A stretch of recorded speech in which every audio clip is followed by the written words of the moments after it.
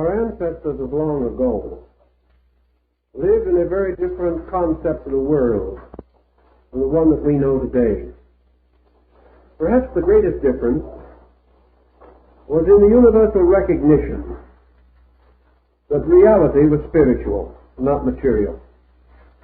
That all physical and material things were suspended from spiritual causes. And man, searching for these causes, instinctively turned his attention to what he regarded as the superior parts of the world. Ancient man had already come to a very important decision concerning the mystery of life. He assumed it to abide in the furthermost parts of the world and the innermost parts of himself. To him and to those who came after him, the term heaven came to have a double meaning. It was not only the spiritual abode of the blessed dead, the home of the gods, and the dwelling place of beings that never became visible to our perception. Heaven was also the great diffusion of space. This tremendous vaulted mystery seemed to enclose the world as man knew it. Therefore, when he referred to terms such as heaven and earth, he could have more than one meaning. Heaven could be the starry firmament and all that lay beyond it. The earth could not only be the planet upon which we live, but matter, wherever diffused or distributed through the sidereal forms of things. Thus, in antiquity, the world does not correspond either with the solar system, or the cosmic system, or the planet itself. The world is a state of being, and for particular purposes, the ancient regarded the world as the material state of being. He extended it outward, not only to the orbits of the planets, but out into space, into all the hypothetical physical forms that might exist anywhere in the great material diffusion of matter and substance and of elements and essences.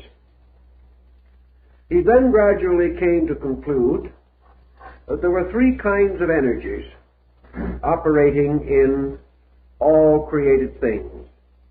The first was direct energy, which he associated with the sun, or with, perhaps more correctly, the great spiritual source of the solar light. The second was reflective energy, which he sensed as being turned from the surfaces of the planetary bodies, shining not with their own lights, but with the lights of the heavens. And a third kind of energy, which he called material energy, which emanated from the earth itself. That was a kind of physical kind of energy. Thus he had three energies: spiritual, psychic, material. And he called the lowest or material energy force. And he considered force to be the dominant factor in the moving and molding of matter.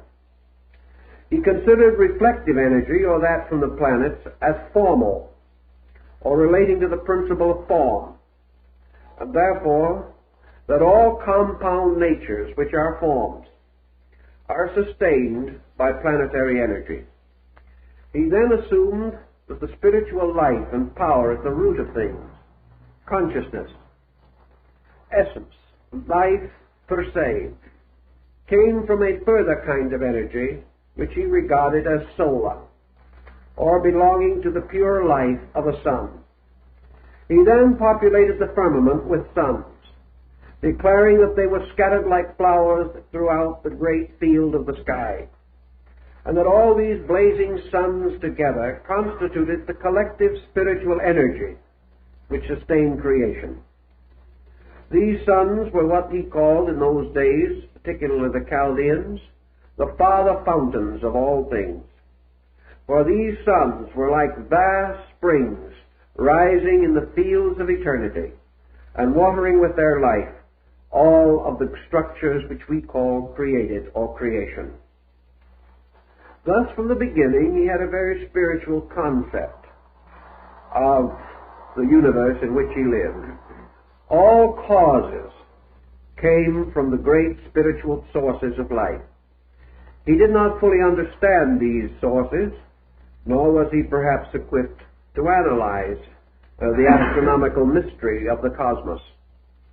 But he did live under the strong conviction that the sky that enfolded him was the source of a life which came from divine beings, and that the heavens were populated with a race of gods, and that the shining eyes of these gods watched him at all times, and they spread the mantles of their starry forms over the whole of creation. Thus religion inevitably borrowed much of its coloring from these spiritual ideals. Today we hold a somewhat contrary viewpoint. We build upward from matter. We assume our own material state to be a kind of center from which we seek to expand or spread out into space. Perhaps some do hope to find in space the answers to the mysteries of existence. But we are groping out towards spirit, whereas our ancient forebears lived forever in the acceptance of spirit. They lived forever in the realization that their little life was rounded by a vast spiritual scheme or plan. It was natural that the ancients, possessing as they did so strong and powerful an interest in philosophy, should have gradually organized the primitive opinions and convictions that had arisen in human experience. Thus, by degrees, theories were developed, concepts were formulated to explain the great mysteries of space. These explanations were not essentially very different from our own. We use more scientific terminology, and we have certain calculations to support our opinions. But ancient man did not differ so much from us in conclusions as we might immediately suppose. We assume that he must have been ignorant in comparison to what we know. But as we have said in other talks, primitive man seems to have possessed an intuitive power to grasp at realities. He lacked the words, he lacked the convenient terms and idioms with which to express what he had discovered or what he had felt or known. But at the same time, he has left us, perhaps crudely, but effectively, the record of his contemplations. So astrotheology must include this understanding of space, of the worlds, of creation, and of the laws governing all of these things. Perhaps one of the most complete expositions of this that we have will be found in the religions of ancient India. Here we find astronomer Brahmins, students of space and time, working with the great foundations of knowledge even as we labor today. These ancient Brahmins not only possess unusual intellectual powers, but a tremendous daring of spirit, which enable them to evolve and perfect concepts that almost overwhelm us even today. Their estimate, for example, of the length of life of a solar system was so mathematically amazing that we do not yet dare to believe it, yet we have never proved it to be untrue. All of these extensions, mathematical, scientific, rational, resulted in the gradual integration of a great concept of macrocosm-microcosm analogies of the operations of laws on different levels, and the gradual extension or expansion of the things that we know out into the great vistas of the unknown, seeking to conquer that which is beyond our sensory perception with the pure strength of our reasoning and intuitional faculties. So we have some interesting points which they made, which come within the province of our present thinking, and so we will attempt to expound at least some phases of their beliefs of these matters. To the ancient Brahmin, to the ancient Hindu scholar, space was first of all a totality, a unity. It was not an absolute diffusion going on forever and ever. It was a totality without boundaries, as far as we can conceive boundary. It was an allness that was also a oneness. For space, to these ancient people, was the ultimate answer. It was the only recourse of the mind or of the reasoning power in attempting to analyze an existence as we know it. All lines of research, all endeavor, all contemplation, moving from the familiar outward to the unfamiliar, passes gradually into a rarefied atmosphere in which mind and contemplation seem to fail. There is somewhere out there a point or a condition in which the conceivable fades into the inconceivable, the knowable into the unknowable. That which has an existence in time retires into an eternity. And in this great collective concept of ultimates, ancient man established his definition of space. Space was ultimate. Space was unconditioned, or it preceded condition. It was ultimately again unconditioned because it extended beyond condition. All things that exist arise in space and vanish into it again. Thus space, and all that it represents symbolically, is the eternal. It is that which has neither beginning nor end. It has no upper nor lower parts. It has no superior or inferior members. It goes on forever. Every part of itself full of life. Every part of itself germinal and seminal. Every part of itself capable of releasing beings from itself. It is a completely rich, inconceivable kind of earth, an invisible earth in which everything grows. And everything has its taproots in space. For from this one eternal condition, all other conditions must come. Thus this unconditioned cannot be vacuum, cannot even be continuum as we know it. It must be total fullness. Space must be the most complete of all things. There can be no lack anywhere within it, no strange bubbles in which it is empty. It cannot contain or consist in vacuum. It is total fullness, total allness, and it is therefore also and continuously the source of every conditioned existence. Thus space and the great field of the sky came symbolically to be associated. Space, however, was more than sky, because we must realize that the ancient did not have a material space. He did not know of space as merely the extension of matter. To him, space was essentially a spiritual fullness. But in his scientific thinking, he was not content merely to use a platitudinous definition of spirit. To him, spirit was not a theological thing. Spirit was actually a condition, an endless, eternal fullness of all things. Spirit was life, total life. Life capable of producing an infinite diversity of lives, but of itself one. Space was an absolute nutrition. Space nourished everything. All things directly or indirectly are fed from space, because everything that supports life is in turn supported by space. The space is the ever-providing. Space is the ever-benevolent parent. The space spreads itself and diffuses itself so that it is everywhere. There is space between every dancing atom. There is space between all cells. There are spaces between planets. But these spaces are not emptiness. They are bridges of fullness, binding things together. Space also contains within itself the roots of the binding and loosing. It does act as an eternal agent of binding. Nothing can escape from it. And in some way, beneath its invisible and apparently completely flexible azonic constitution, there is something that is fixed, something that is firm beyond all firmness, strong beyond all strength, and enduring beyond all endurance.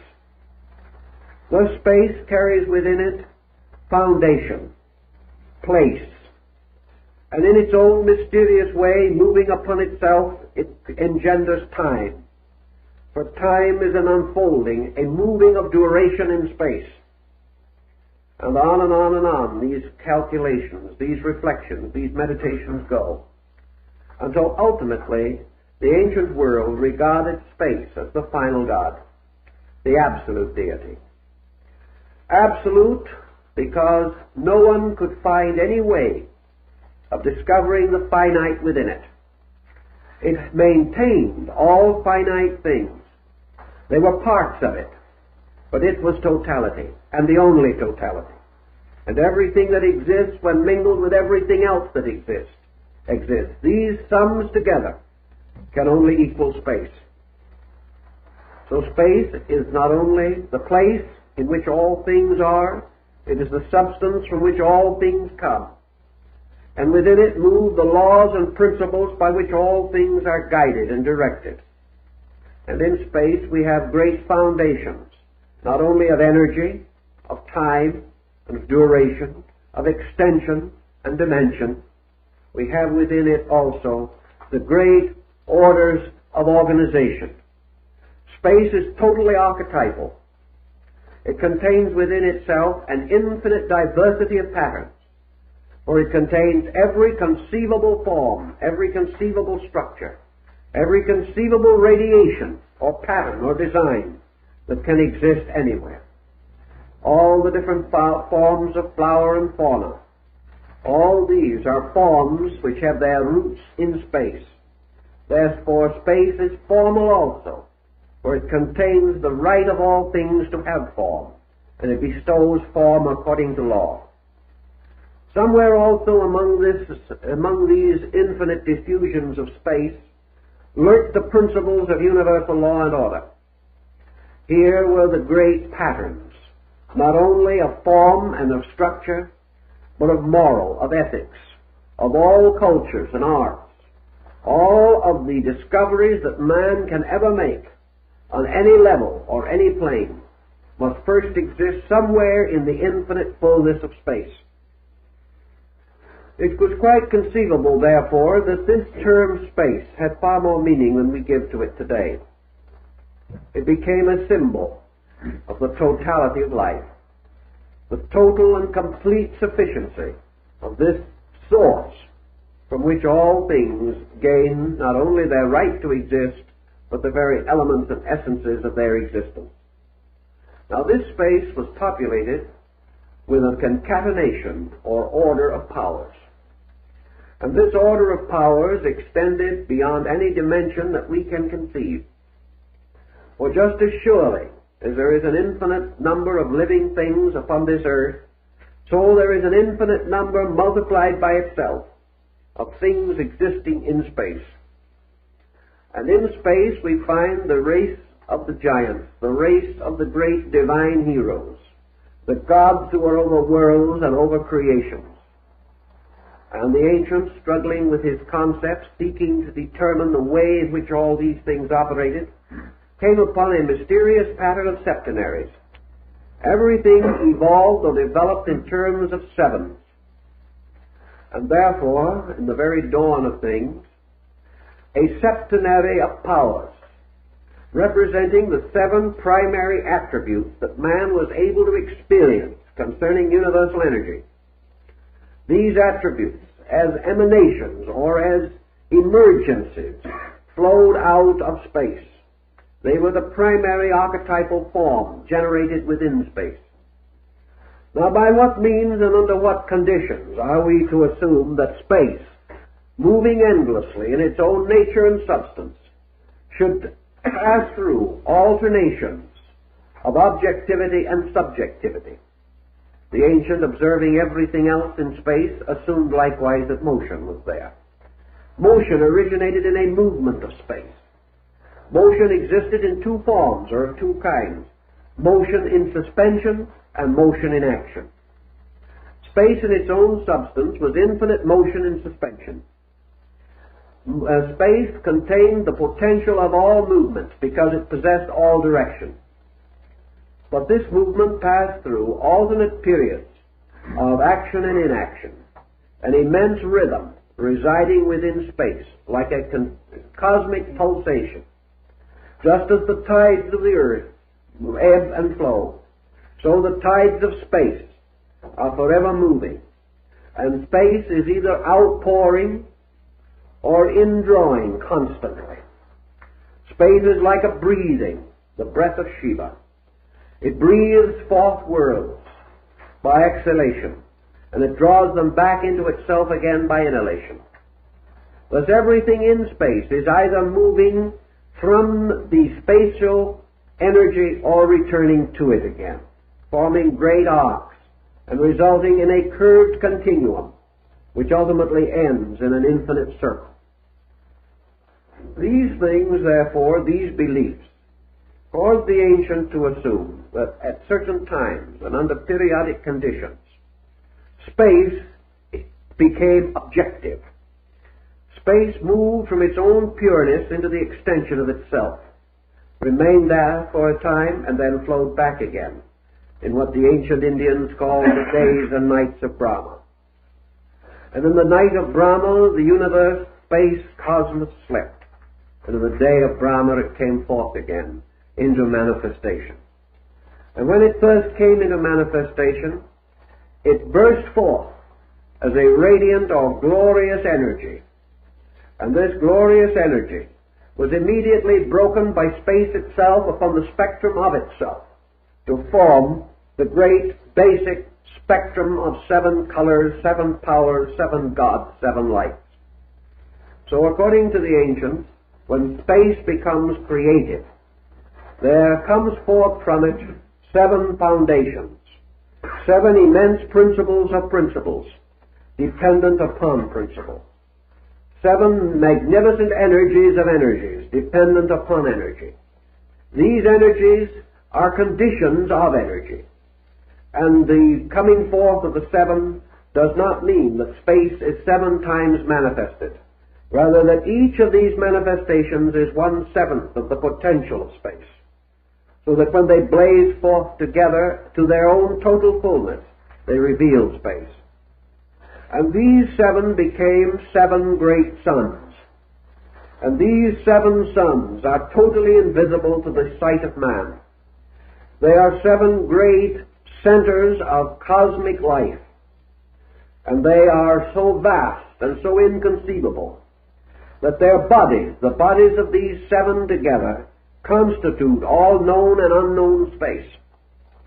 They form a strange overlapping of circles and of planes or levels. But these 7 together extend beyond anything conceivable to man, for they have no actual boundaries except the boundaries of eternal space itself. These 7 great suns in turn gave birth out of themselves to 7, each one to 7 more suns. And these in turn burst forth and broke apart and radiated as 7 more, until this division took place 6 times. And the universe was filled with these blazing suns. And then came the 7th, and with the bursting of this 7th came forth that race which we call in astronomy universal suns. In other words, we haven't even gotten down yet to the point where astronomy can conceive or take over the procedure. Because we are now dealing with the gradual filling of the parts of space set aside for creation with this tremendous race of solar beings. And at the extremity of the great process, as we know it, came forth the cosmic suns. And these cosmic suns each had its throne in the great diffusion of space. And each of these sovereign cosmic suns existed within the body of one of the greater orders, which in turn dwelt within one still superior to itself, until finally, by retiring upward through this tremendous cycle of manifestation, man returned ultimately again to space itself. Now these universal suns, each with its own power, created its family, broke forth into its own manifestation as cosmic suns. And these cosmic suns in turn brought forth their progeny of lights, and these became the suns of solar systems. Thus our sun is one of these, said by the ancients to be 8 degrees removed from cause, and to be therefore one of the lesser lights of the sky, one of the smaller parts. And the other great orders of suns and their cosmic systems and their universal chains and their great space organizations became symbolized to the ancients as the great field of constellations. For these constellations to the ancients were all alive. Everything in space was alive. There was no death. And these orders above us were simply races superior to our own, races of solar giants, each in turn part of some order greater than itself. Until finally out of all this mystery and diffusion came the simple mystery of our own solar world. Now these suns in space, cosmic, universal, and beyond, each had its own progenies and each produced its own kind of planets, and these had their luminaries. And within the orders of all these great systems, creatures came into existence. Creatures whose names we know nothing about, but who were the citizens of vast orders infinitely greater than our own. Some of these orders were so great that our entire solar system would not be as large as one of the simple organisms evolving within one of the still greater ones. All of these speculations came finally down to man's concept of the solar deity. And the solar deity was therefore the direct focal point of all these other powers. And through the solar energy, all of the vast organism of chaos and cosmos were released into the consciousness or integration that formed our way, our planet, our solar system. Thus, we have a kind of concept of space that is pretty big, one that is almost too large for us to contemplate. And within all of this tremendous diffusion, everything is unfolding and evolving according to law. And this law is not something imposed from without, but something which is natural to the energies themselves, by means of which this diffusion is maintained. All of these processes obey their own natures, and as each thing obeys its own nature, it becomes the law for those things less than itself, or that exist within its own nature. Thus the purpose of a thing becomes the law of its parts. A man living within the mystery of the solar field, therefore, follows the laws of the sun, and follows the geometry and psychology and astronomy of the solar world itself. Man contemplating these things from his own earthly position, looking up therefore into the sky and unable to contemplate the totality of this mystery by rationality, divided space into 3 stratifications. That is, suitable to his own comprehension. He recognized that there were more classifications, but they were simply beyond him. But he did see in space 3 apperceivable things, 3 qualities that he could, to a degree, comprehend. And the first of these great diffusions of the firmament he called the first motion, the primum mobile, the great motion of the world. And he declared that this motion, this rhythm, this tremendous continuance of ever-flowingness represented to a great degree the life of God. But this life was a life forever in motion, both quantitative and qualitative motion, far more than anything we know. But he likened this motion to the tremendous motion of the heavens. He saw the heavens moving about the earth in a great pageantry, an eternal processional, without beginning or end. Then the second division of the heavens, which he recognized, was a kind of psychic field, which was located between the first motion and the firmament. And this psychic field was the seed ground of souls, For as all spiritual things had their life in the first motion, so souls had their life in the first formative processes of space. Souls were therefore the oldest of forms, inasmuch as they were all compounds, composed of a spiritual and a material factor. The third part of this great circle of the heavens, the third concentric layer of it, the one inward and nearest to man, was called the firmament. And this firmament was a kind of wall built around space, a crystalline wall, enclosing within itself the mechanism of the solar system. Therefore, beyond the planets and their orbits were these three divisions of the sky, going on and on and on. And in these divisions were the abodes of the great creator gods. Always these gods dwelt in the heavens, in the firmament, because to the ancients the heavens represented the sphere of causes, the sphere of principles and energies, the invisible from which the visible came. And this invisible was a world of itself, a thing apart, populated by beings that were real but invisible. And to these were given various names, and they were called the gods. Now the firmament, because it enclosed the solar system, and therefore represented the uppermost parts of our physical solar world, this sphere was like a mountain, for it was above the earth, and it was far above the range of mortal mountains. And to the Indian philosophers, this mountain was Meru, the abode of the gods. To the later Shivites, it was Kailasa, the great mountain of Himavat. It was the Olympus of the Greeks, and the mysterious Jerusalem golden mountain of Christianity. It was a mountain because it was above, and men lifted up their eyes unto the hills, from whence cometh their help. So man, looking upward, did so not just quantitatively or physically, but in a symbolic sense, a looking toward the superior. And this superior for him was this strange sky that closed him in, as with a curtain of blue spangled with stars. In this process, therefore, we begin to see how the ancients devised their egg of the world, the strange shell of this egg being the firmament, and beyond the firmament another world extending on and on.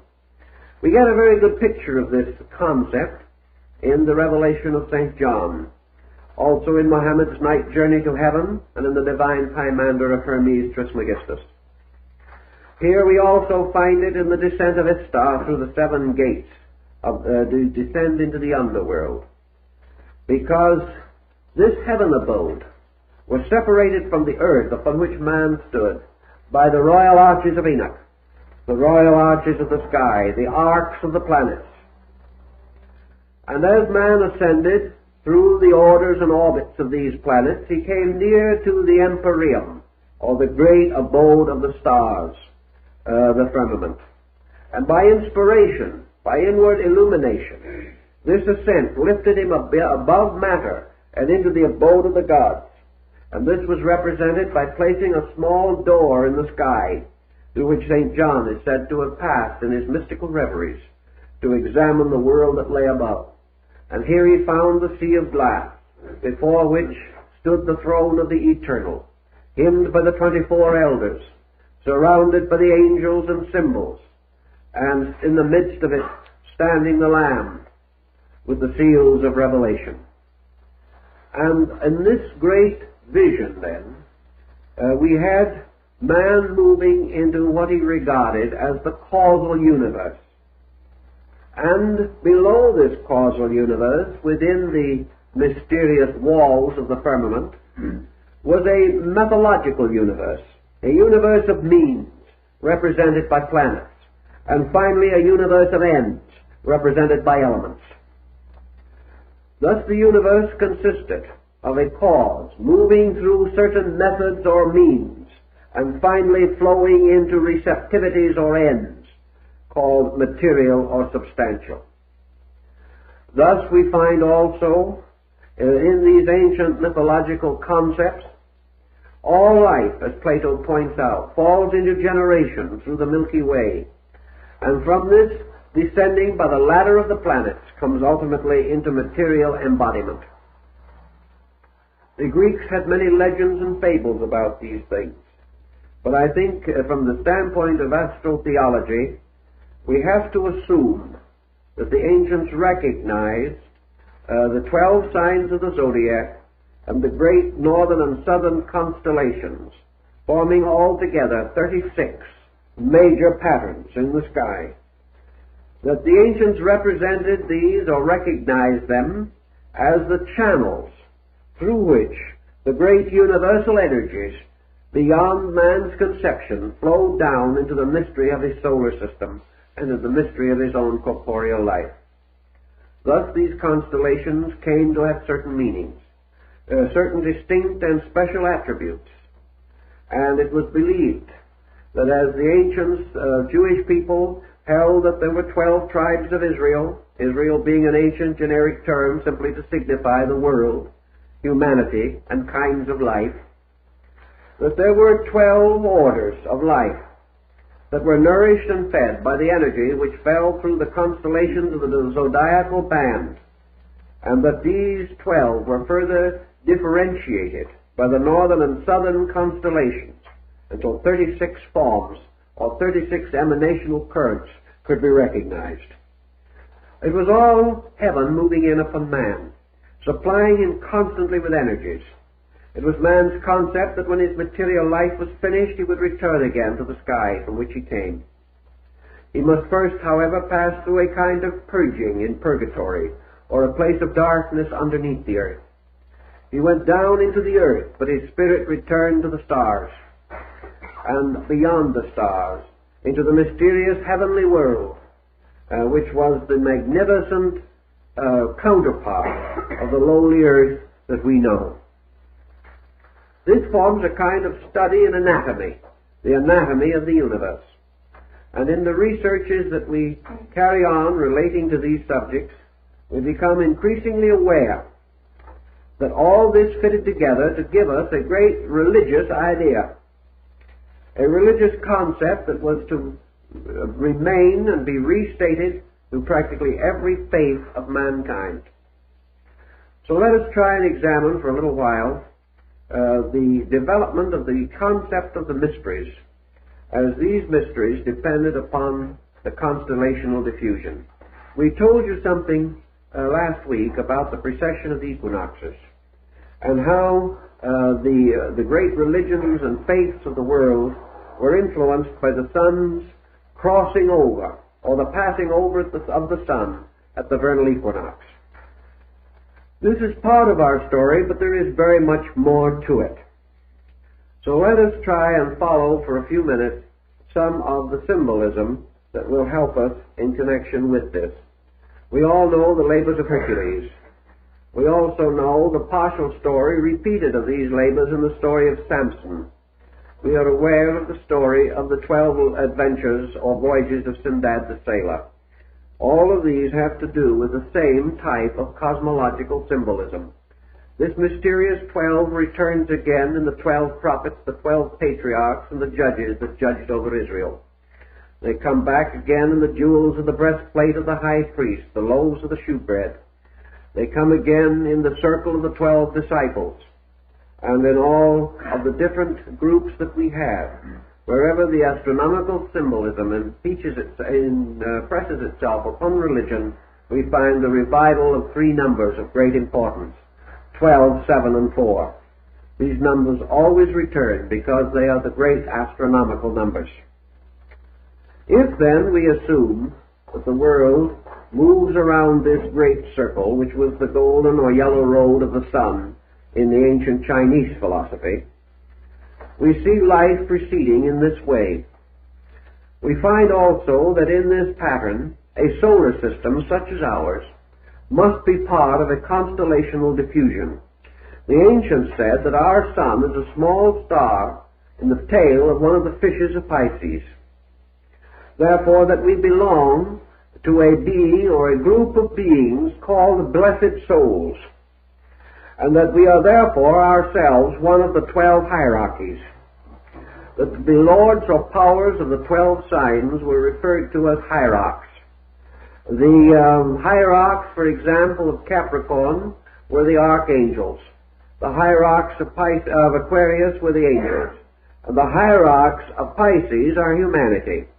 Humanity, therefore, is a divine being, a hierarchy. And this divine being is one of the 12 orders of life, supported by the zodiac, as we find it encircling the empyrean. Now you might say that this zodiac encircles many suns, and is made up of an infinite number of suns. So we come to a fine point that was rather carefully worked out by the ancients. This is true. Every star that forms part of the zodiacal mystery, and even those not directly within the band of the zodiac, belong in some mysterious way to these 12 hierarchs. But they are related to the zodiac in different perspectives and in different relationships. Actually, we are in the constellation of Pisces, although we do not know it. Therefore, each of the stars within a certain constellation has a certain polarization. And another star within the constellation of Aquarius has a different polarization. And as a result of that, its relation to all the other signs is different. Consequently, actually, in this great family of planets and stars, there are no two alike. Each one is in a different relationship to all the others. And each one is passing through a great cycle of growth according to the laws governing its own constellational body. For this constellational body is a superior being within which a group of suns exist and have their being. All these divisions were charted and mapped for the ancients in order to give us some concept of the magnitude of the world in which we live. Man being of the sign of the fishes, the constellation of Pisces becomes the dominant note in connection with him. And therefore, as this was the hierarch of the blessed souls, it indicates that within this constellation, regardless of the particular sun involved with its attendant planets, there is a certain kind of growth going on, a growth unique to this particular world, to this particular sphere of growth and development. And this growth is the kind of growth that we call evolution. The fact that man and all creatures known to man must attain by a kind of growing distinguishes the hierarchy to which they belong. Man must therefore evolve, releasing from within himself by a sequence of patterns and laws the potentials locked within himself. Man is therefore placed in a world of self-improvement, a world of becoming, a world which was not known to the angels, a world that was never experienced by the archangels, because their orders of growth are different from our own. Their way of unfolding is entirely and totally dissimilar. We have therefore this strange world in which we must earn our bread with the sweat of our brow. We belong in a merit system that is peculiar to us. We belong also to a particular type of being which has within itself this great problem of ultimate assimilation. Pisces, or the sign of the fishes, is the end or the last sign of the great zodiacal band. Therefore, it is the sign which has to do with the gathering up of all other signs and all that has gone before. It is a sign that has to do with the fruition of previous labor. It is the sign which precedes the sleep or the rest of the gods. Therefore, it is the sign of the old and the end. It is the sign of things having reached destination, having completed arcs and cycles of purpose. And in this we find man living under the strange principle of retributional law, a law peculiar to his hierarchy, and a law which he must fulfill. Man, therefore, of all creatures, is most strongly and profoundly affected by these laws of karma, of destiny. because they belong to the constellation to which he is a part. And all life growing in that constellation grows by the laws he grows by. But a different group grows under an entirely different pattern of laws.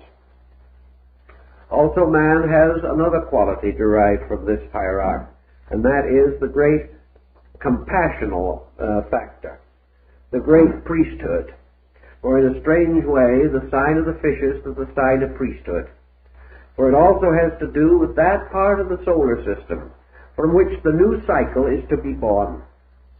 Therefore, that which goes to sleep at the end of humanity becomes the beginning of a new birth in time, a new organization, because it is the end of an old, the binding up of a cycle, the completion of things, the paying of debt, the compensation for all things unfinished, and finally, out of this total completeness comes the engendering of a new order of life, a new way of life, so that in a wonderful way this sign represents the way of spiritual rebirth into another sphere or another plane of action. The ancients had all these keywords and all these keys and codes by means of which they identified the activities and powers of the different constellational groups.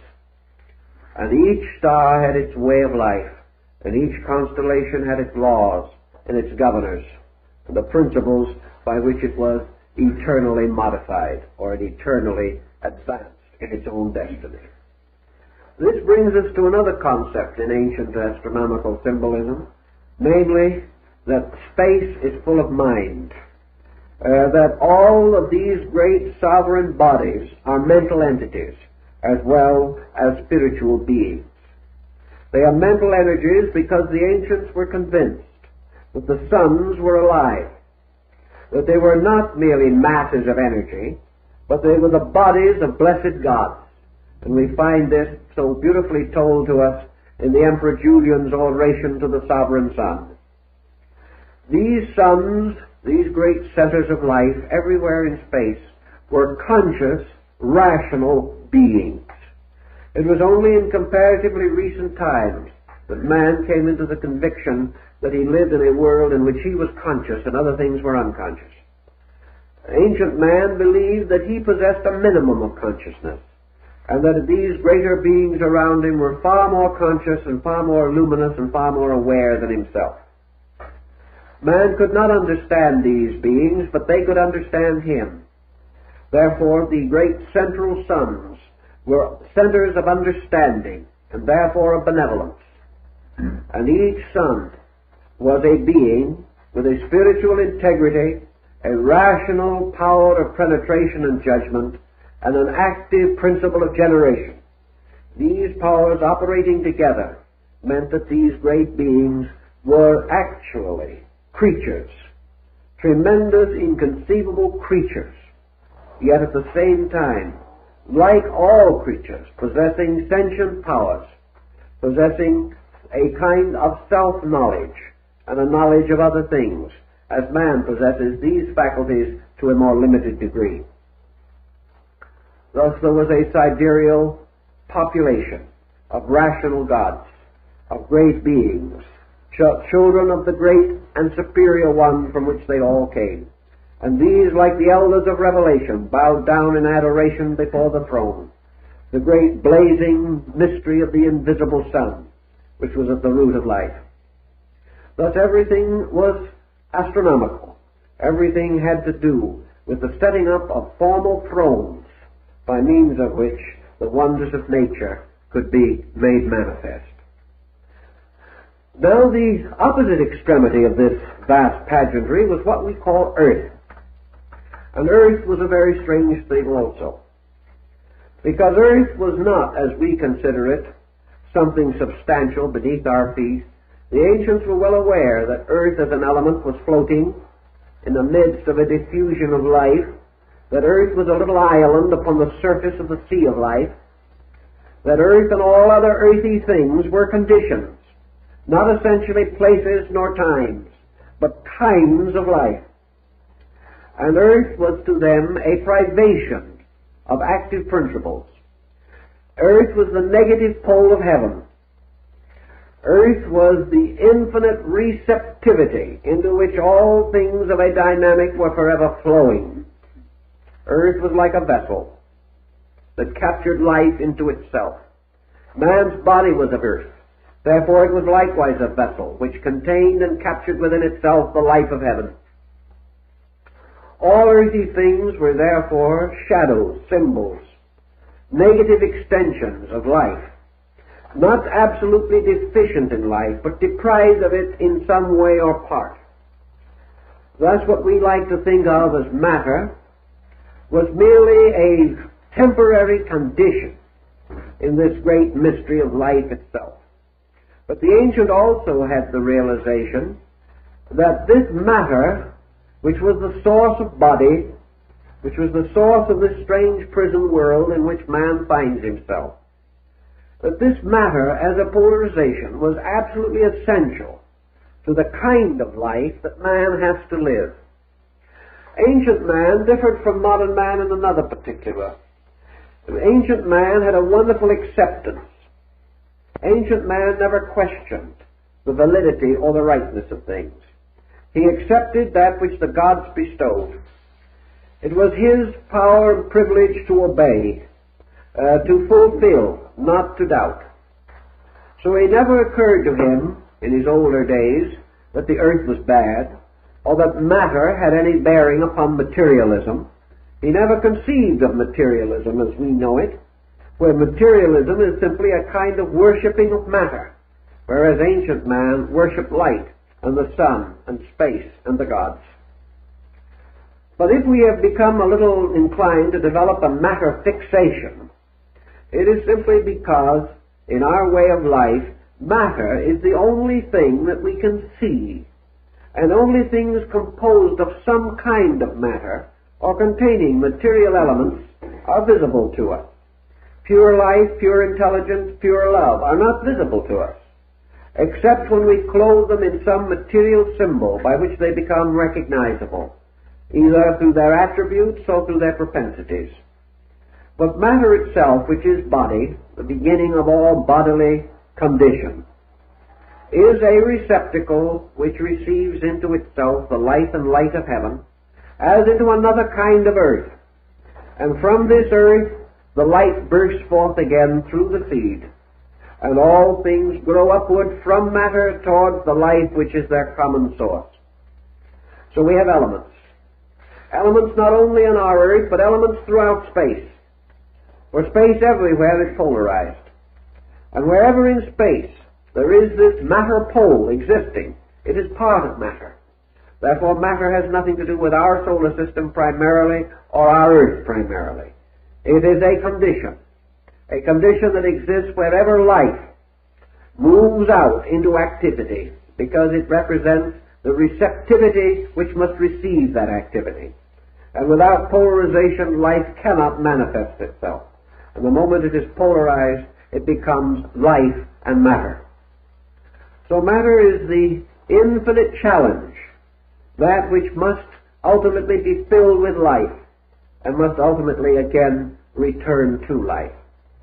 Now matter produces out of its own mysteries bodies, and bodies themselves cannot exist merely out of matter. Matter is the substance, but there must always be the sculptor. Matter is the clay for the pot, but there must always be a potter to mold the clay.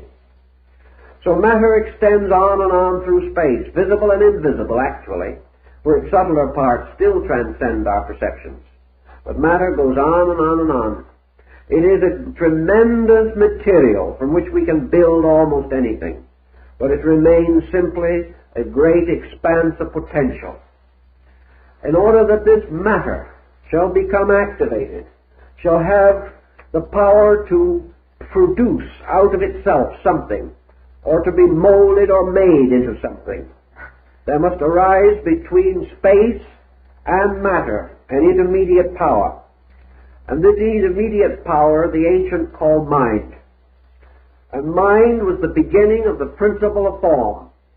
For mind is the power which, molding matter, organizes it into forms. Therefore, wherever mind operates upon matter, there is form.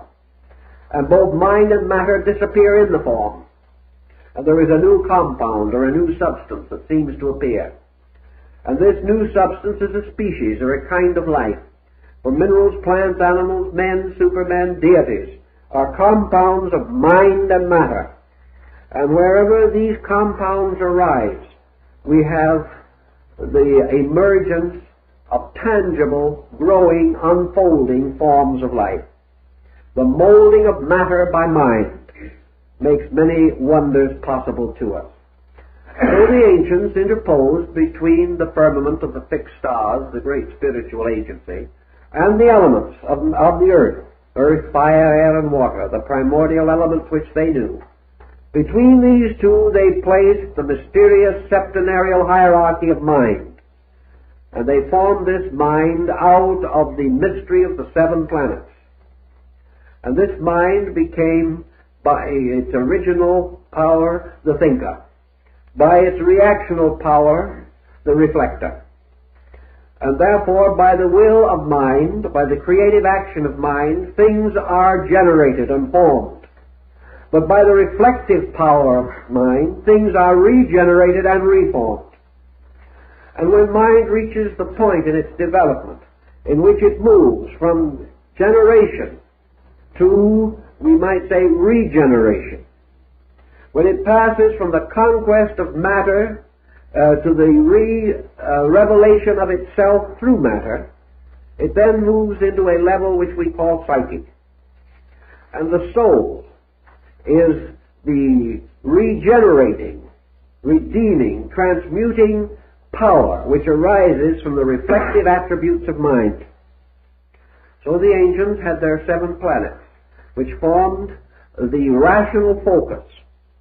These 7 planets gradually developed into the 7 powers of the human mind, represented and throned in the 7 parts of the brain, even as the 7 powers of the spirit are located in the septenarial division of the heart. The mind, therefore, with its 7 powers, became a second kind of creator, known as the demiurgus, or the God who creates formal things, in which the God of ages is to be enshrined, is to find his material sanctuary among men. This power of mind is variously represented in ancient philosophy. But I think that we consider in most cases that this power of mind is particularly centered in the egoism of man. It is this power of mind by which man ultimately discovered his own identity, his own self-existence. And by establishing his own self-existence, he made the discovery that he was somewhere between heaven and earth. He had outgrown the earth, but he had not yet reached heaven. And he conceived, therefore, of a ladder uniting heaven and earth, the same ladder or the type of ladder that we find in the story of Jacob and his dream. This ladder was one upon which living beings ascend and descend. This ladder was the orbits of the 7 planets that extended upward from the surface of the earth to the inner surface of the firmament or the empyrean. And these 7 orbits were the abodes of 7 cosmocrators, or deities of creation. They were the ones who molded matter. They were the tyrants, the gods of old. They were the jealous gods of ancient nations and races. They were the ones that, moving about the earth, sought and accomplished the organization of the earth. Among them, according to the Olympian hierarchy, the parts of the world were divided and distributed. They were given their kingdoms, their temples, their sanctuaries. From them, the ancient Hindus say, came forth the continents and the races and the nations, each under the rulership of its own particular deity. But these deities in themselves simply represent the specializations of the 7 powers of the mind, moving relentlessly but magnificently, ultimately to become the 7 powers of the soul. Now this transformation of these 7 as first appearing focusing their energies upon matter to produce creation, and finally becoming seven doors through which creation escapes back into a spiritual state. This strange difference, the descending and ascending powers of these planetary arcs or arches, are represented through the involutionary and evolutionary motions of energy. So in the initiation rites of ancient man, we find this set forth in such symbolism as the hymn of the robe of glory. We see man as a spirit, man as a divine being, a part of God. We find him descending, in some systems voluntarily and in others involuntarily, but always that he is descending through the seven orbits of the planets, as he descended through the royal arches of Enoch, to come finally to the earth, and there to go to sleep in matter, and there to remain asleep for a certain time, and finally to awaken from this sleep as an infant, to pass through the seven ages which constitute physical life, and the seven stages which represent the 7 degrees of spiritual evolution. We find, therefore, that these levels or stages or degrees are related to the 7 churches which are in Asia, and the 7 golden rungs of the ladder that fell from heaven so that Muhammad could ascend through the gates of the Empyrean. Man, then, has this sevenfold mystery within himself. He is ascending through 7 stages of consciousness, and he is returning gradually to the Empyrean, or to the heavenly state from which he came. He ascends through his own growth, through his own disciplines, and through the perfections of arts and sciences, for every labor that he performs is part of the septenary. Every degree of growth which he attains is part of it. His evolution through races, his evolution through religions, cultures, through great epics in history, all these turn back upon the septenary, and all parts can be measured and determined by the 7 levels of the soul, by which it ascends to the light from which it came. These are the 7 souls of the ancient Gnostic doctrine and of the Egyptian teaching about immortality. So we have man as a creature passing through an initiation ritual. He descends through the 7 orbits, becomes locked in the abode of darkness, and then from darkness he reemerges. And in your doctrine of Neoplatonism, you find the 7 steps of consciousness ascending from opinion through sense to knowledge and finally upward to illumination, which is again the perfection of the psychic life in man. Incidentally, and by all these points, it is curious that in the evolutionary process, it is not the personal life of man, but the psychic life which must be saved.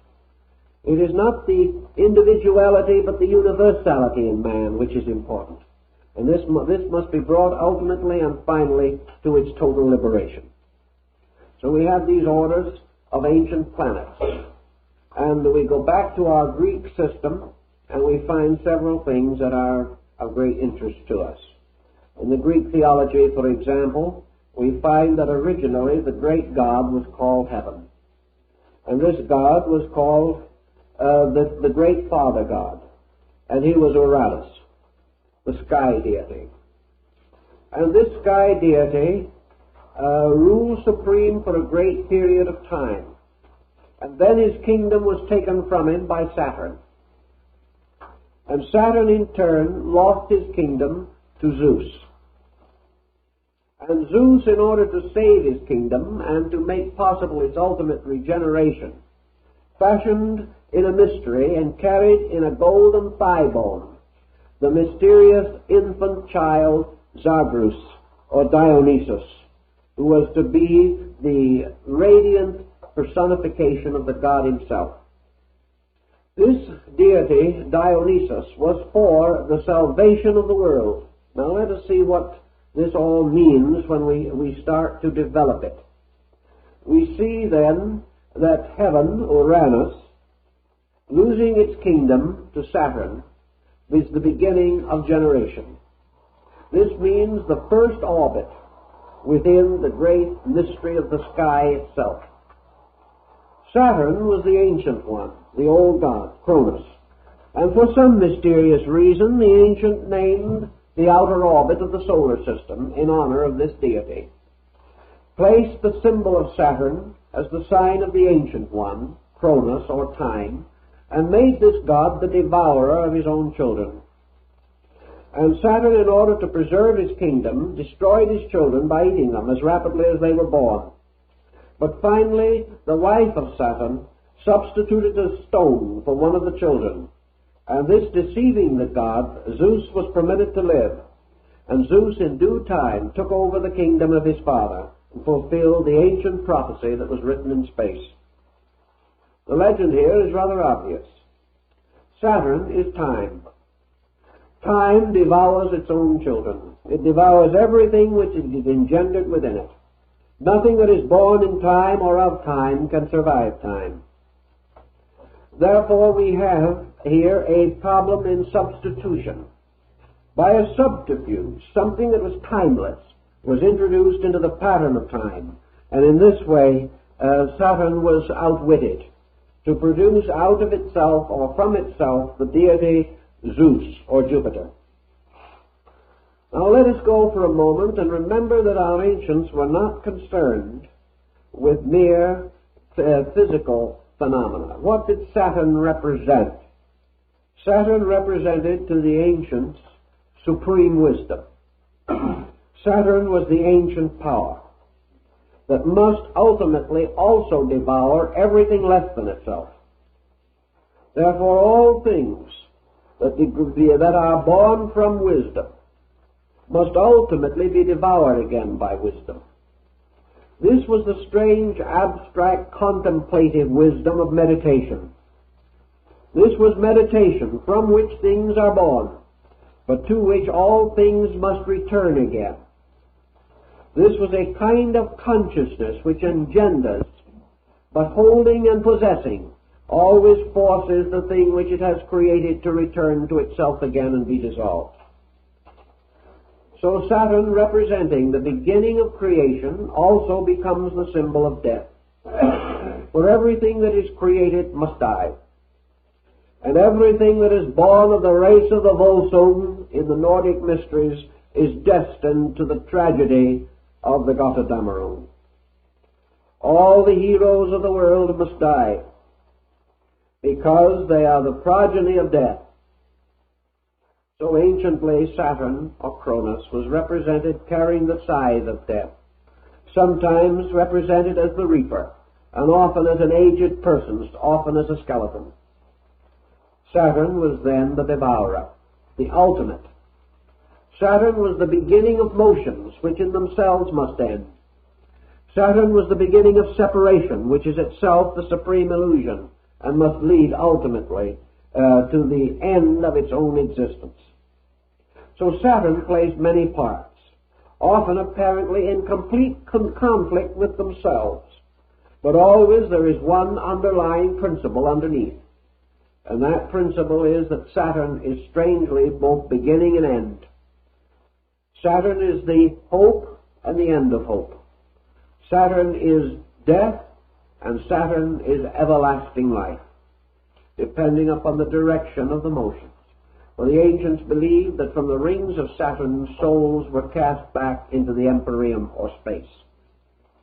Saturn is the graveyard of all things, but it is destined, according to the Chinese, that all the earth shall someday be a graveyard. Everything that is mortal comes under the power of this Saturnian principle that is the absolute tyrant. And yet, by another mystery, one child escaped the destruction. One child could not be devoured by the god. And what was the symbol of this child? Why did Zeus survive? This is a very interesting and knotty problem in Greek philosophy and Greek metaphysics. But it seems that Saturn gave birth out of himself to one principle that could defeat himself.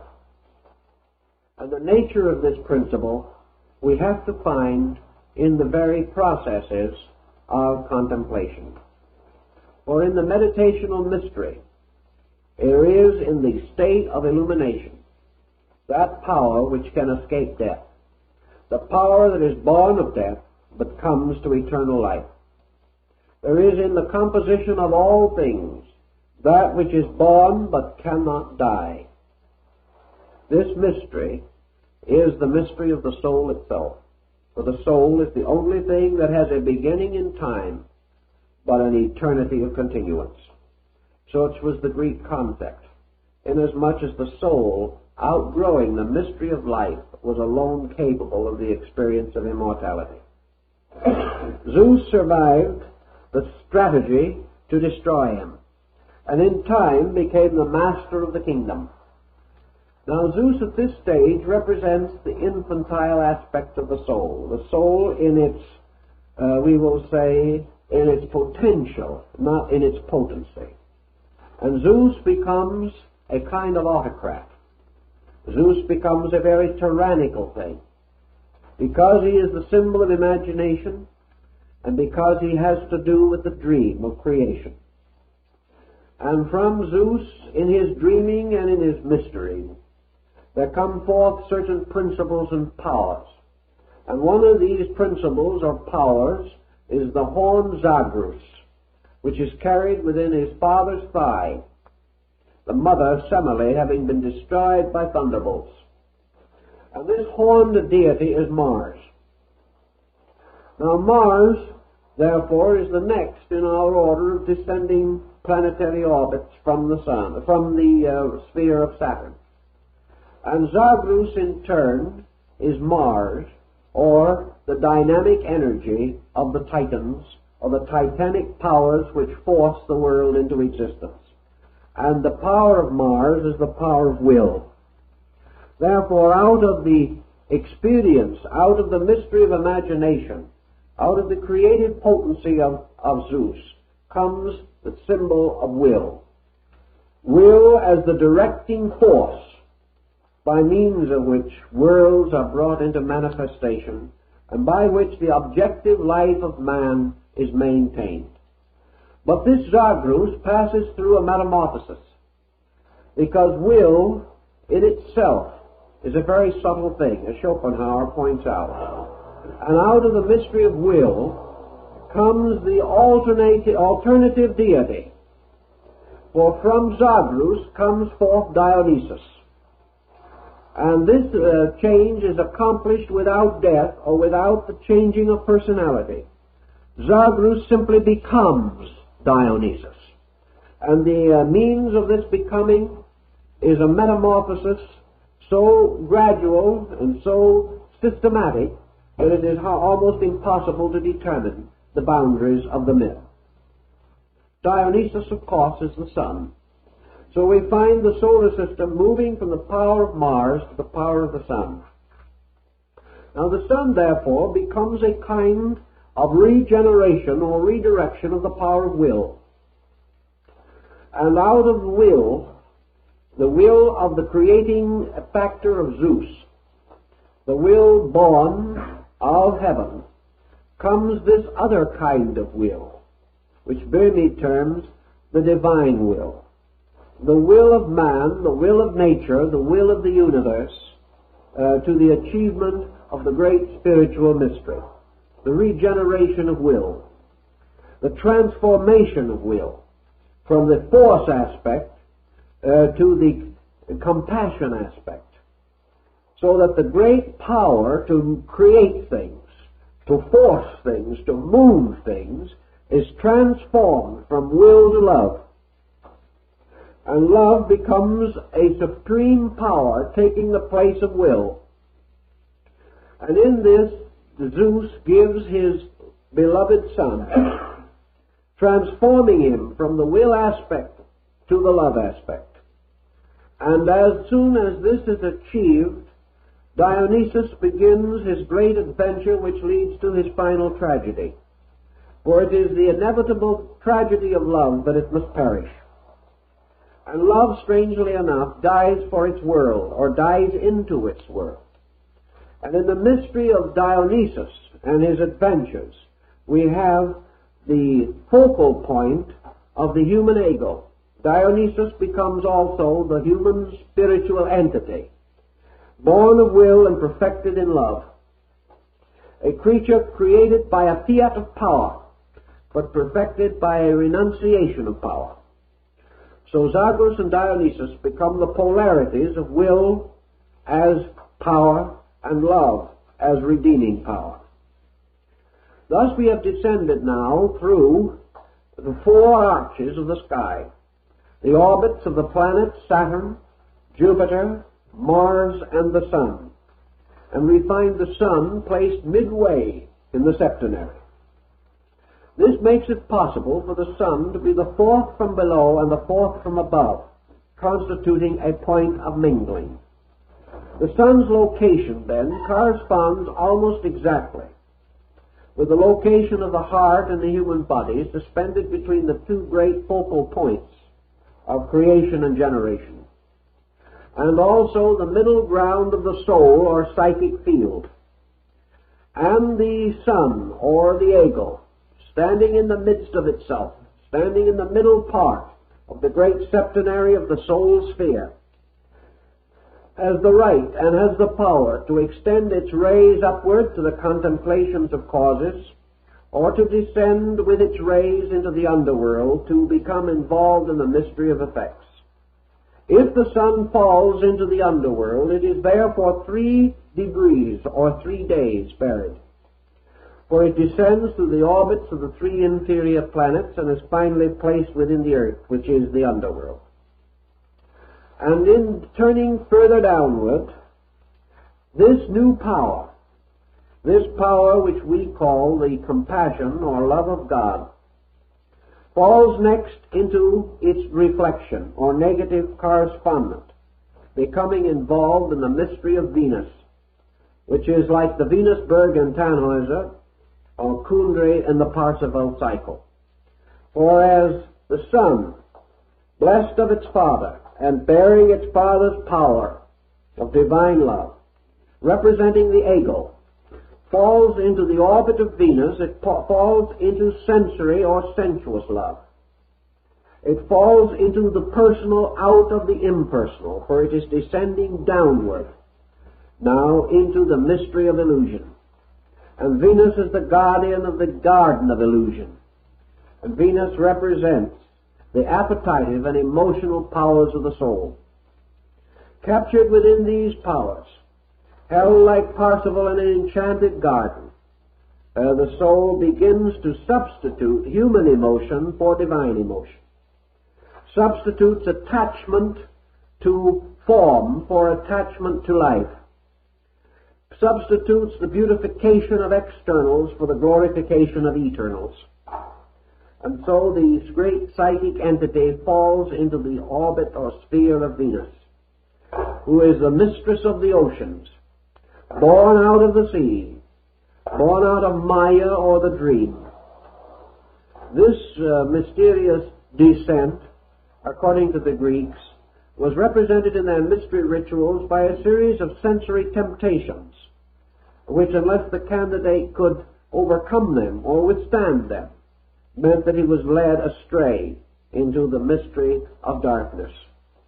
From this orbit, the psychic nature falling into generation, and now we will say clothed with the emotional power of Venus, therefore with sensory appetite and emotion, falls then into the orbit of Mercury. And in the orbit of Mercury, another factor takes over. For Mercury is the symbol of the critical intellect. Mercury is the symbol of sensory perception, deriving its authority through the 5 senses. Thus, the objective sensory perceptions of man are represented by Mercury. They are the senses which are the messengers of the gods. They carry the sensory reflexes from the external world to man, and from man outward to the external world. But by now he is captured in the illusion. Therefore now, not only does the emotional nature tyrannize him, but also the intellective principle, in its negative polarity, Mercury, begins to burden him with opinion. divides him, creates criticism, sets him upon a division of learning, of attitudes, in which little by little the unities of knowledge are lost, so that Mercury makes him the critic rather than the knower. It makes him the intellectual rather than the wise person. And having become invested and involved, therefore, with the powers of the sensory illusions, the generating or incarnating soul falls into the orbit of the moon, which is the last before the actual embodiment or the final descent into matter. The orbit of the moon is the orbit of imagination. Imagination, supported and sustained by sensory perception and the amatory principle of Venus, closes in upon the individual, limiting the soul more and more to a kind of life that emerges only from within itself, or as the ancient Greeks said, placing man totally under the tyranny of his own interpretation of things. For imagination creates the world we live in. We do not live in a world as it is, we live in a world as it seems to us. Every neurosis, every bitterness, every defeat in our own nature colors our concept of the whole world. And as our own disillusionments increase, as our own vitality decreases, the world closes in upon us as a terrible or hateful thing. Imagination gives us false motivations, limits us and binds us constantly with the effects of our own inward imageries, drawing upon the darkening resources of our inner lives. In our slow descent, we come finally into the amazing and incredible condition that we no longer even are capable of seeing the world as it is, knowing the world even with the aid of the sensory perceptions, because everything that we see is instantly interpreted. Everything that we contact is distorted and deformed by our own imaging about it. And so we finally land in a kind of personal universe in which each individual creates his own world in spite of the world he lives in. And instead of being a citizen of the earth, he becomes only a partisan within his own tiny world, the world perhaps of himself alone, or of his family, or of a few limited ties. He loses complete sight of even the facts of the world around him, creating an imaginary series of facts that are valid only to himself. Facts which are constantly subject to change because they are not real, because they have no foundation in abiding truth. And according to the Greeks, when this descending being reaches this point, it is coming very near and dangerously close to the final involvement. For the material world, which we call the earth, is surrounded by a kind of humid atmosphere. Thales was one who developed quite a philosophy of this humid atmosphere. But having reached downward now to the orbit of the moon, the soul is swept down into the humidity of the earth. And this humidity closes in upon it as water upon a drowning man. And once, as Heraclitus points out, that this humidity captures the descending being, it intoxicates it. And the peculiar fetid aroma of death which is on the earth, the strange world earth which is made of the rotting of things, as the ancients said, that as life crawled out of prehistoric slime and mud and the elos of the primordial sphere, so the earth itself is a strange kind of humid atmosphere, like that in a hothouse, where we have the smell of the earth and the strange steaminess of it. And the ancients said that this was a kind of atmosphere which, when the soul becomes immersed in it, acts like an intoxicating liquor. The soul becomes drunk or intoxicated, as we find in the myth of Cupid and Psyche, where Psyche, having been immersed in matter, can no longer walk straightly, but walks with a strange twisting motion, staggering about. This staggering of the soul in the humidity of the earth was said to lead it finally to the point where it drank the waters of Lethe and passed into total unconsciousness concerning its own nature or its own substance. And in this unconsciousness it is born into this world as a physical being, born unconscious. Not only born unconscious, but doomed to remain unconscious. Not only through the childhood and infancy, but into maturity and old age. Because consciousness, truly, must have escaped in some way from this humidity of earth. And if it does not escape, it is never able to express itself. Thus man, even in his maturity, carrying on the projects of his living, advances by staggering, advances in a strange circuitous route, advances like the crab, making one step forward and two sideways, never straight, because the soul is intoxicated by matter, and it wanders about, unable to extricate itself from the fumes and from the strange purgatorial mists that rise from the earth.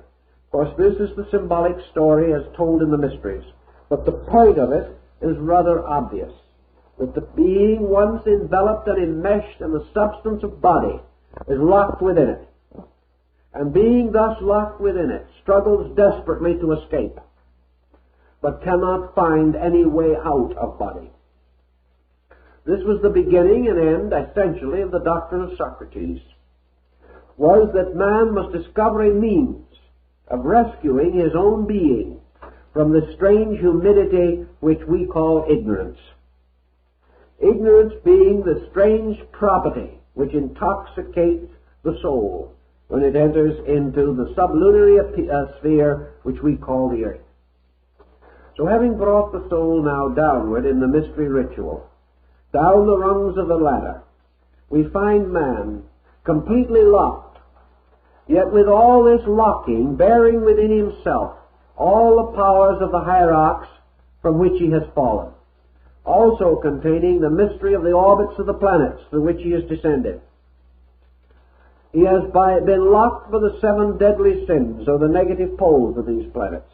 He must now unlock them by developing the 7 cardinal virtues of the soul. He must ascend once more through the 7 churches which are in Asia, and he must open the 7 seals of revelation, and he must learn to understand the Vedantic mystery of the opening of the 7 chakras, or symbols of soul release, by which man ascends again into the abode from which he came.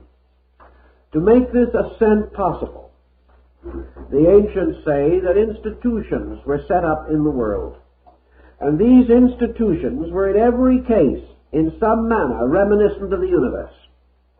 The temples of the ancient gods were built in the forms of constellations and of worlds.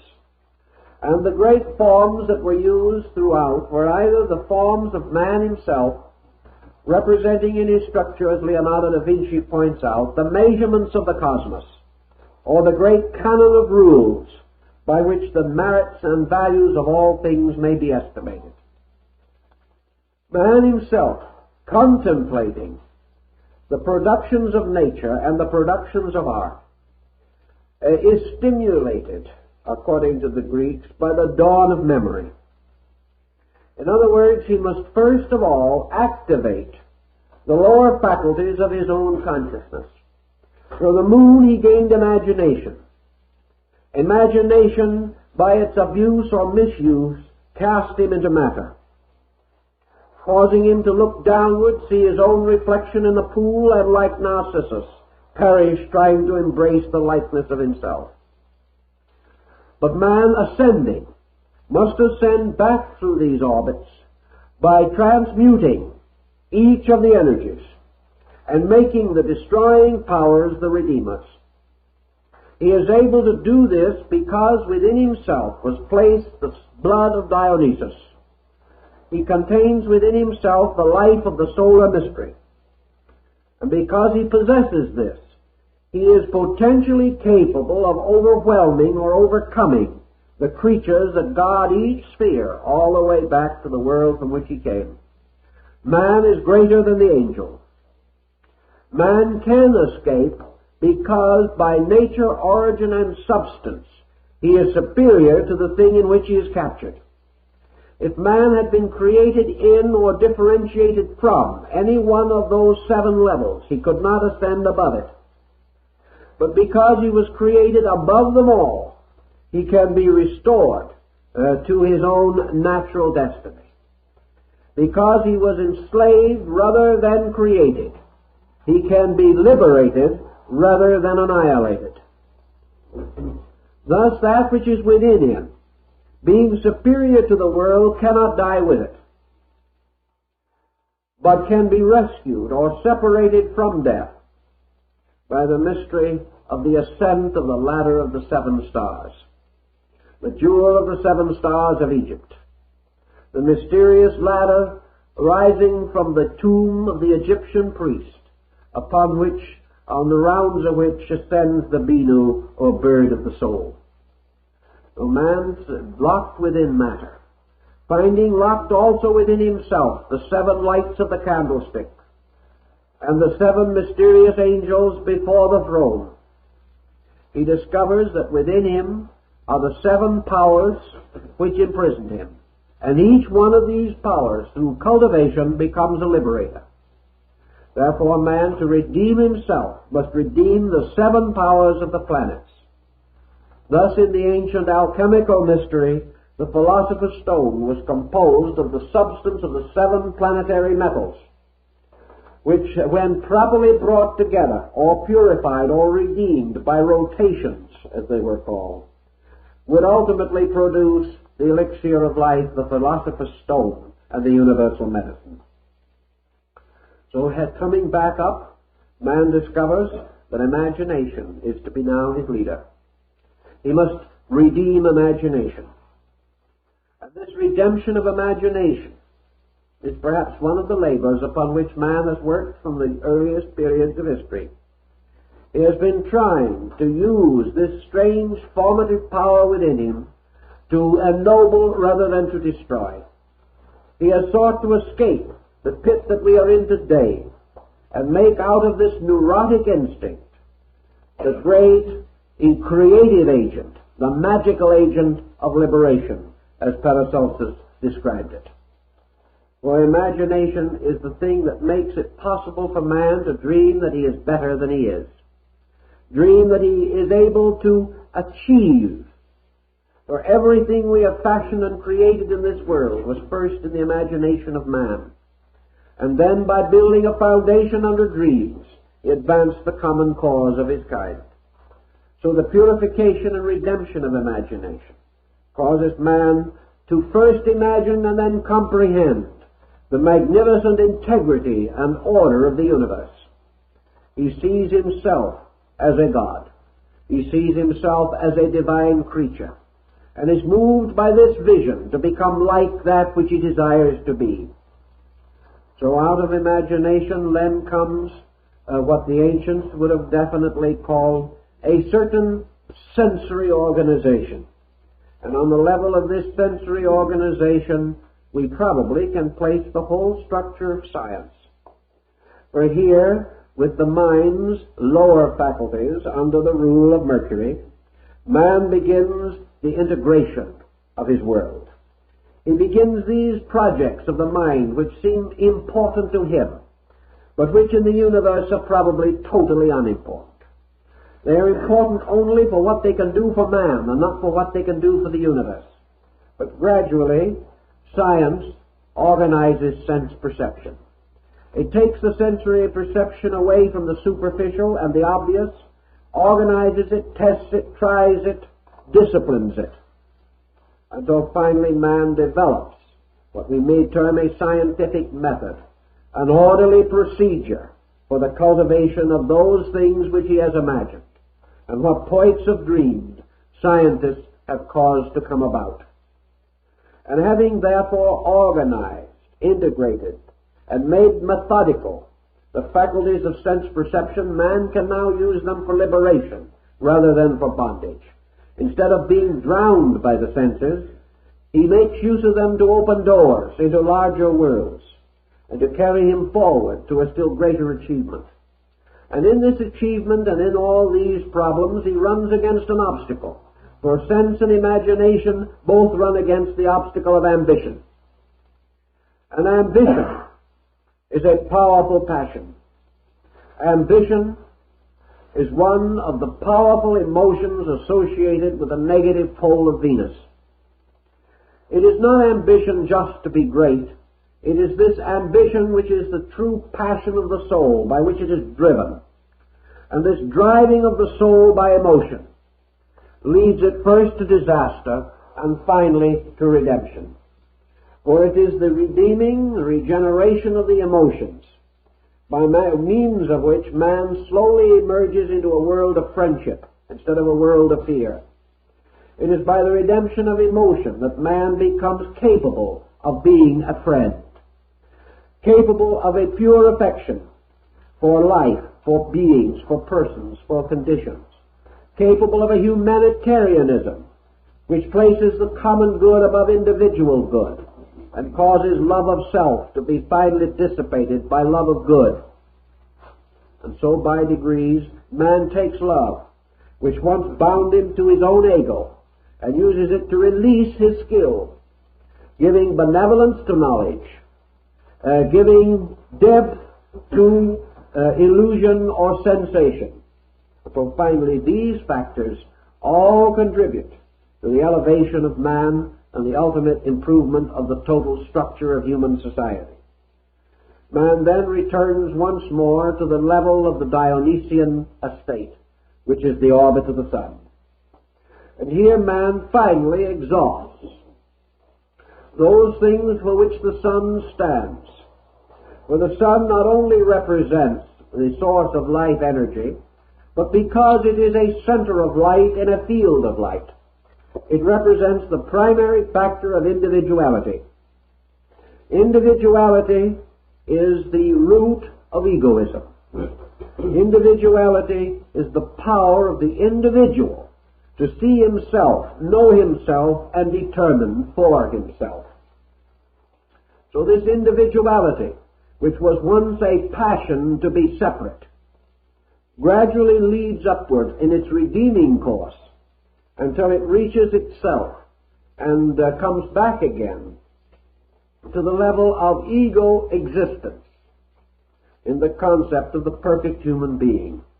The individual who has carried self as far as self can go, and having so achieved, and having brought self to its human destiny, the individual must go on beyond self.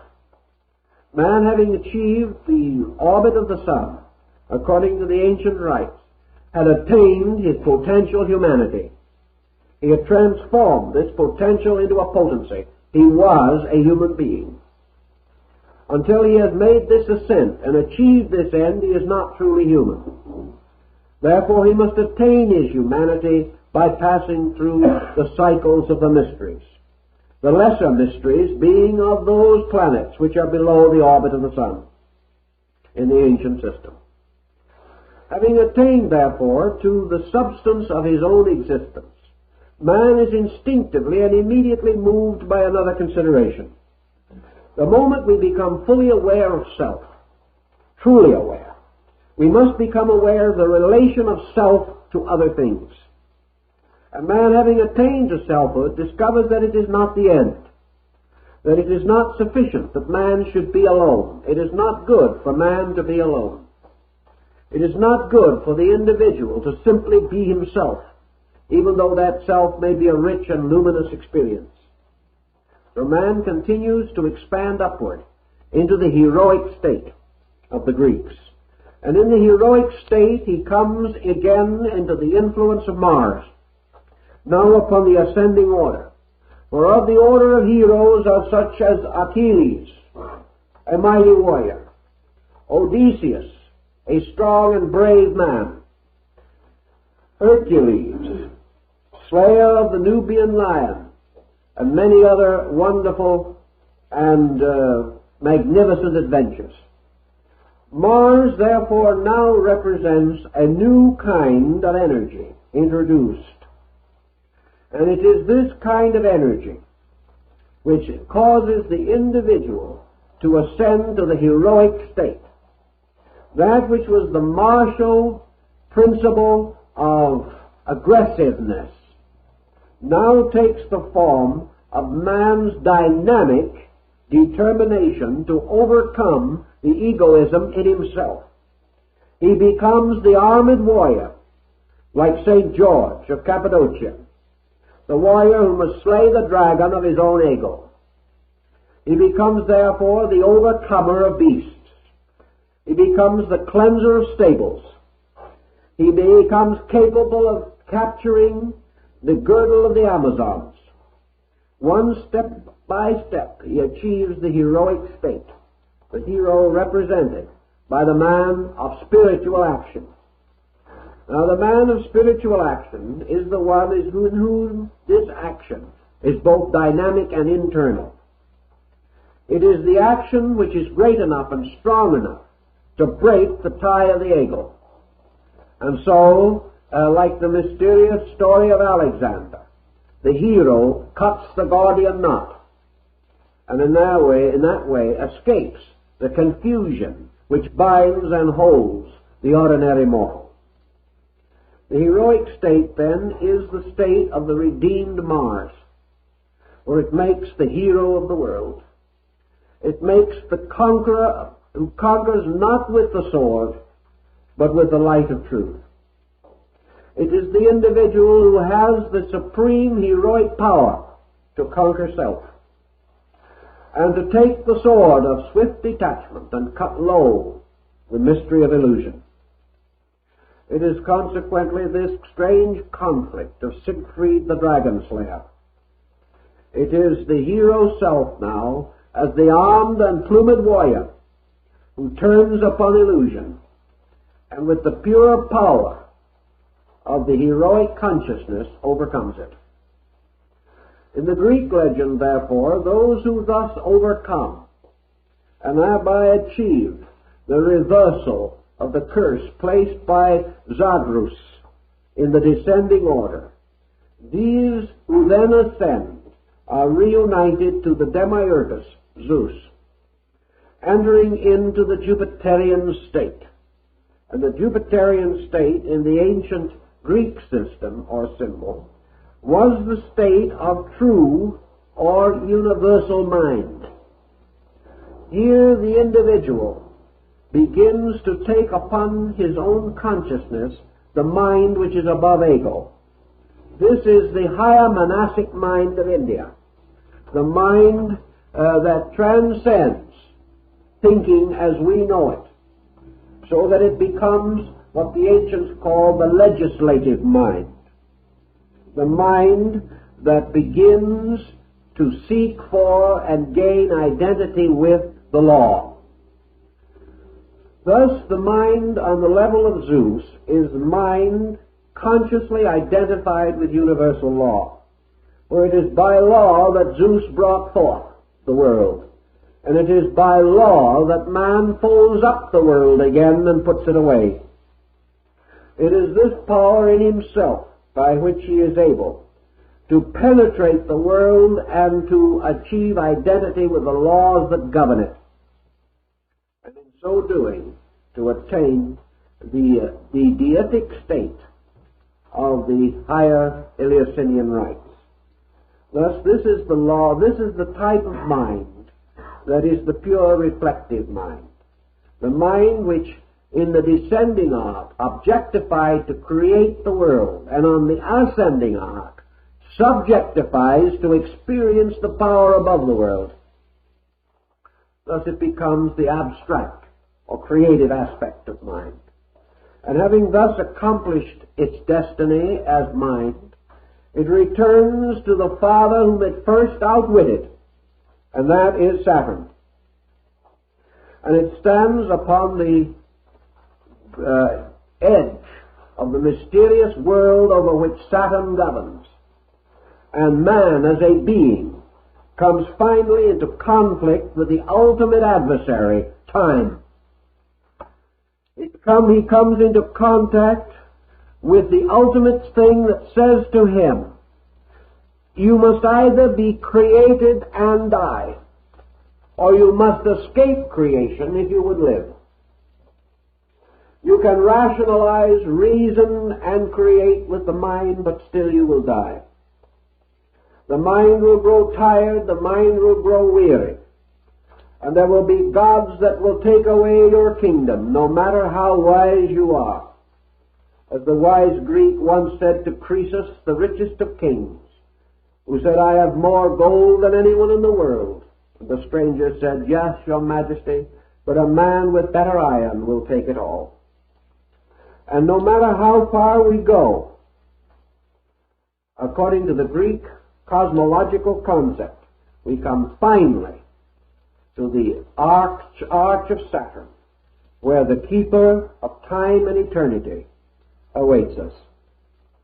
Man, to elude Saturn, or to evade, or to fulfill, or to pass through this mystery, to escape from it in some directional manner, must therefore face the mystery of death, the mystery of time, the mystery of existence.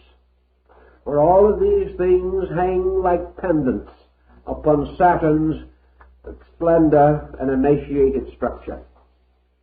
So man finds that he approaches Saturn, that the reaper is there to gather all that belongs to itself.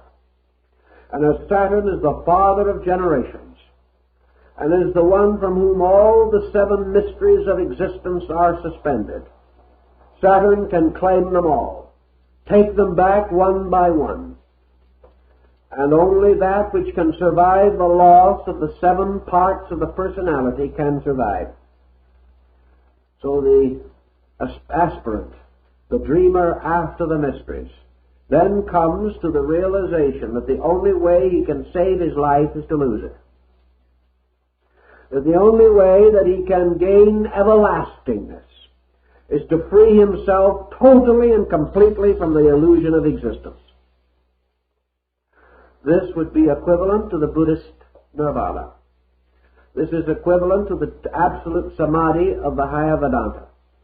Actual consciousness on the Mahaparinirvanic plane. So here the being has to make the great decision of the total renunciation of all the things that Saturn can claim. And Saturn can claim everything that belongs to us, including ourselves. But the thing that Saturn cannot claim is that which belongs to Uranus, the lord of the sky.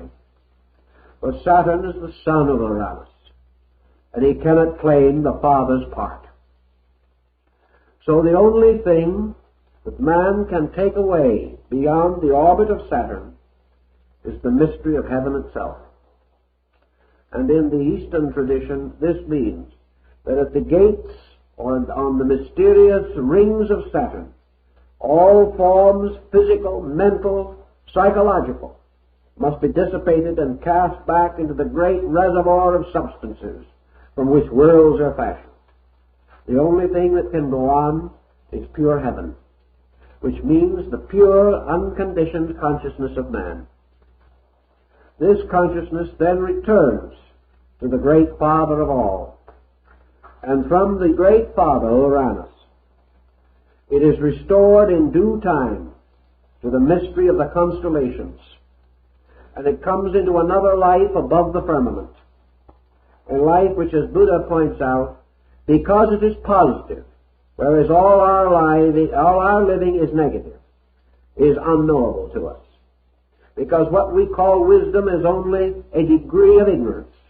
What we call happiness is the least degree of misery. What we call security is the least degree of insecurity. The positive facts of all of these things elude us, because they are all captured within the cycles of illusion, which constitute the seven mysteries of the soul. Man, however, as a pure consciousness being, comes to Uranus. And in your astrological mystery, Uranus is the will of heaven, the divine will, the absolute authority of the universal energy consciousness itself. So man, escaping finally through the mystery of the arches and the arcs, comes to the 8th above sphere, which is the sphere of heaven. And here, as the golden verse of Pythagoras tells us, he becomes a blessed God, no longer susceptible of death. This is how your astronomy was made to become the instrument of a theology, which has been scattered throughout the universe as we know it, throughout ours at least, and by means of which we have a skeletal form in practically every system of philosophy and ethics that we know. This mysterious descent and ascent of the ladder which unites heaven and earth as a series of moral qualities. And as our time permits, we will go into it a little further, but I guess that's about all we can do now.